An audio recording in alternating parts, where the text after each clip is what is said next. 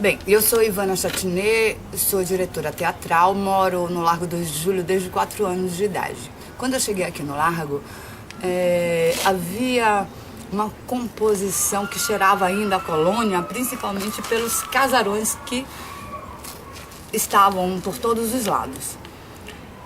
Atualmente eu tenho 48 anos, então eu vi muitas coisas se transformando. Muitos desses casarões foram abandonados intencionalmente e se tornaram ruínas, e depois foram construídos prédios ou áreas para estacionamento.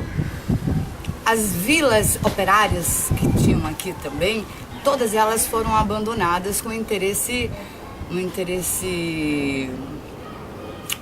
de vender esta área com fins de novas construções que favoreçam essa nova roupagem que estão querendo dar para o 2 de julho. O 2 de julho é um bairro histórico e ele se torna um bairro turístico porque ele traz em cada rua, arruela, nas vias principais, o cheiro do passado. Tem duas ruas muito conhecidas, que é a Rua do Cabeça e a Rua da Forca, que dão acesso para a Avenida Carlos Gomes. A Rua do Cabeça e a Rua da Forca estão diretamente ligadas com a revolta dos alfaiates, porque antes deles irem lá para a praça para serem enforcados, eles ficavam esperando aqui no Largo, enquanto seus familiares corriam para a Rua dos Aflitos, por isso a Ladeira dos Aflitos, para ver se conseguiam livrá-los do enforcamento, mas pelo que eu soube, não conseguiram liberar ninguém. Todos foram enforcados e esquartejados na Praça da Piedade. Esse bairro ele é cantado, inclusive, porque quando se fala da Ladeira da Preguiça, que ladeira é essa Ladeira da Preguiça, outro teor histórico do bairro, que era a ladeira onde os negros subiam carregados quando chegava no porto, e chegava numa determinada parte da ladeira, eles paravam, eram chicoteados para conseguir subir o resto, porque eles chamavam, os seus senhores achavam que eles estavam com preguiça naquela parte, daquela ladeira que é curta, mas íngreme. E ela é cantada. Justamente daí da Ladeira da Preguiça, você tem acesso à Ladeira da Mauá, que atualmente mora a conhecida cantora Maria Bethânia, que é mais um dado de uma história mais recente, mas de extrema importância para a Bahia, para Salvador, para Santa Amaro e principalmente para 2 de julho. Entre as mudanças que eu vi, além dos casarões, que sucumbiram e deram espaço a novos edifícios, outras edificações, houve uma reforma há mais ou menos, estamos agora em 2011, talvez há uns 6, 7 anos, nós já estamos ainda de uma prefeitura de direita. Aí houve uma reforma que não teve o cuidado de manter as características antigas do bairro.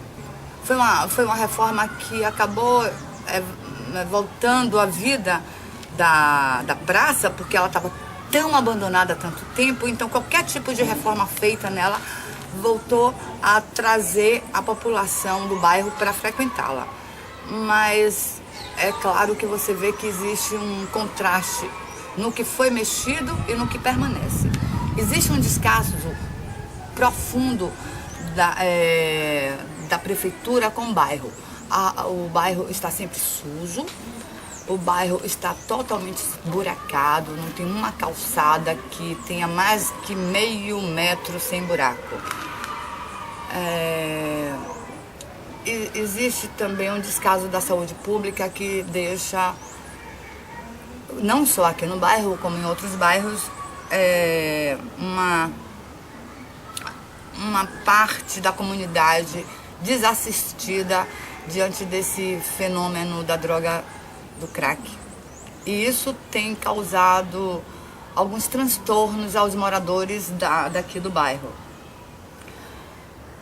Mas o bairro é encantador. Ele tem um coreto. Esse coreto, de alguma forma, acaba sublinhando uma característica mais de interior. Que os coretos não fazem parte da nova programação de bairro. Nós temos praças, mas nós não temos coreto em outros bairros. Só nos bairros mais antigos, creio.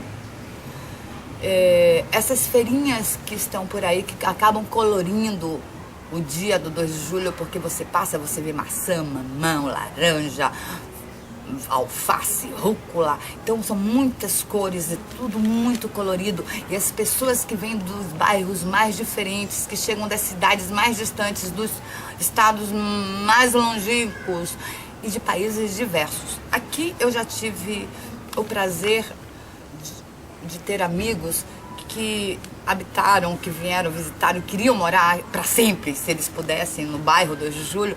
Então vieram pessoas da Polônia, músicos, vieram cineastas suíço-italiano, vieram pessoas da França, fotógrafos, artistas de circo, Argentina, da América do Sul. Então 2 de julho tem muitos, não só visitantes, que eles chegam como turistas e depois decidem habitar aqui, porque eles conseguem encontrar nesse bairro exatamente a prática de um local cosmopolitano.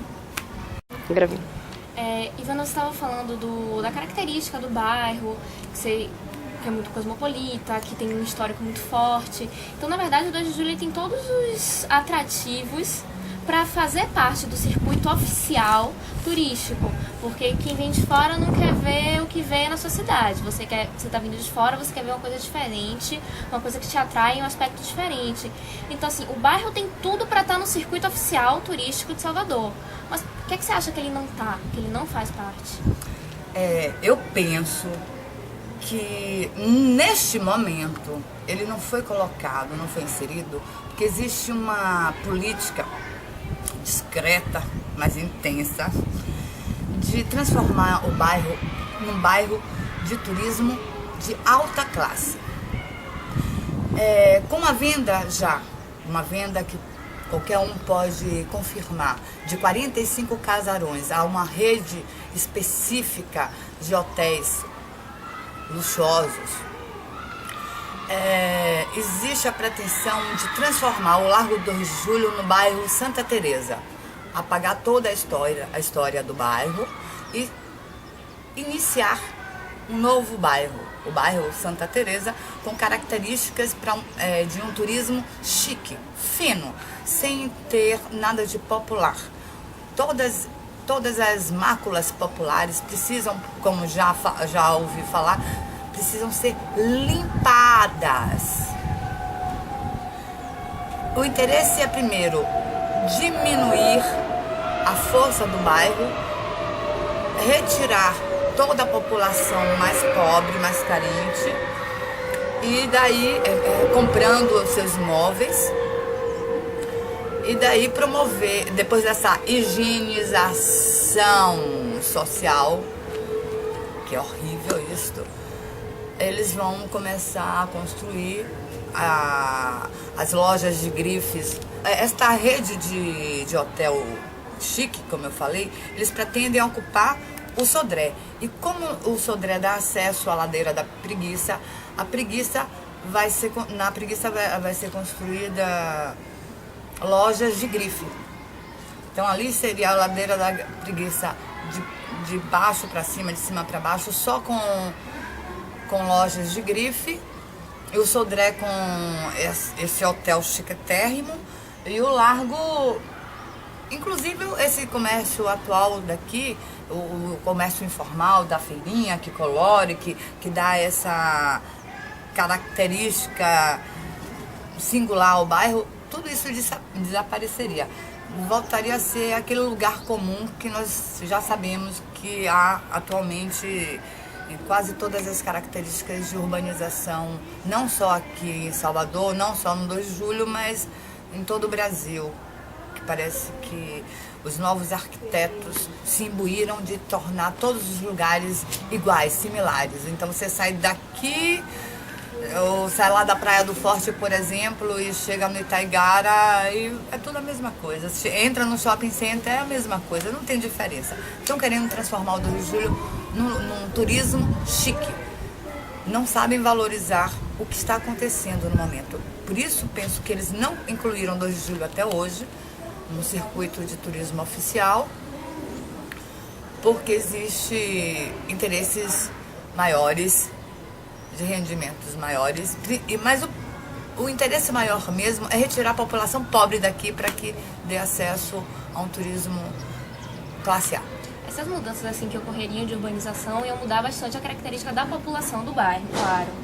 Mas nesse tempo que você vive aqui, você percebeu que houve uma mudança assim muito grande de quem mora, de quem frequenta o bairro 2 de Julho?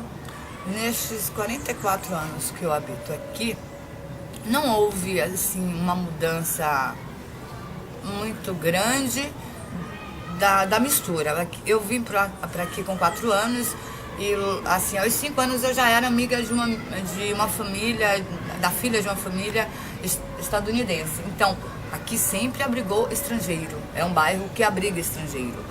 Foram os meus primeiros amigos estrangeiros. Aqui sempre teve a classe A, B e C, e eu sempre pertencia a C. Eu moro nesta vila aqui, Vila de Operários, que pertence à Irmandade São Pedro dos Clérigos, que tem o interesse de vender a área para construir um grande estacionamento, garagem no local, esta é a última vila operária que existe no 2 de julho. Esta mudança, houve mudança de pessoas, mas não das características de pessoas de diversas localidades. Aqui nós abrigamos é ótimo, eu já me sinto o bairro, né? Aqui no bairro nós temos personalidades como Maria Bethânia, Fernanda Paquelê, a Vlamira, uma historiadora poderosa, conhecida no mundo inteiro. Nós temos... Aqui morou Margarete Menezes, falando de quem já morou também. Aqui mora Seu Zé do Botequim, aqui mora todo mundo sempre misturado. Os travestis se encontram aqui pelo bairro, moram aqui, não se sentem discriminados como em outros bairros. Eu penso que só o que mudaram as pessoas, mas não as características que elas trazem de serem de fora, de outros lugares. A essência acabou precisando permanecer a mesma. Exato. E você, assim, como moradora daqui, o que é que você recomenda? Eu vou no 2 de julho, eu não conheço. O que é que você recomenda para eu fazer, tanto durante o dia quanto durante a noite? Durante o dia você pode sair e fazer uma deliciosa compra de frutas diversas. Você pode também comprar frutas, legumes. Se você consome carne, você vai ter açougue, você vai ter granja, você tem todas essas coisas para poder sair de boníssima qualidade, um preço que você não encontra em nenhum outro lugar. Aí você já se diverte, já leva a sua comprinha, e de noite você tem locais como o Mocambinho, mas tem a Casa Preta, você tem arte, você tem cultura. Antigamente nós tínhamos o Cine Capri, não existe mais o Cine Capri, mas você desce mais um pouquinho, você desce a ladeira do Gabriel Soares, você chega a Contorno, e aí tem o Museu de Arte Moderna. Você não quer museu hoje, você quer cinema, lá também tem cinema, você pode ficar. Você só quer ver o mar, você pode ver de lá. Mas também, se você não... Durante o dia, vamos voltar para o dia, o que você pode fazer durante o dia aqui? Você pode ir ver do fundo ou melhor, descendo a Visconde de Mauá, você vai ter toda a Baía de Todos os Santos para você ver. Para você ver do outro lado a barrinha bonitinha, clarinha, da areia da ilha de Taparica. Você pode simplesmente visitar e ainda ver o que sobra dos casarões na Rua Areal de Baixo, na Rua Areal de Cima. Você pode visitar a Vila Coração de Maria e entender que houve aqui, que além dos grandes casarões poderosos, tem sempre houve na sua história uma classe popular. Você tem uma igreja, se você é católico, você tem igreja católica. Se você é protestante, você tem mais ou menos umas 2 igrejas aqui evangélicas. Como turista, só o fato de você entrar no 2 de julho, você sai do centro da cidade e você entra num bairro que você se sente acolhido como se estivesse no interior. Mas você pode entrar no Caxixi e comer comidas típicas durante o dia. Você tem como opção... São tantas coisinhas pequenininhas, um churrasquinho, as senhoras e os senhores que estão sentados na praça. Você tem o famoso e antiguíssimo Clube Fantoches, que está, por falta de cuidado, assim, numa situação não das melhores, mas o Clube Fantoches foi um clube de elite na década de 20, 40. Carnaval, sem falar do Clube Fantoches, não existia. Daí saiu o famoso bloco feminino chamado Laveelas, que na época era a novidade, porque só saíam blocos masculinos e as mulheres fundaram naquele momento um bloco só de mulheres. E saía daquele do Clube Fantoches. Um local que merece ser fotografado, visitado. Você vê na sua arquitetura, que já está bem mexida.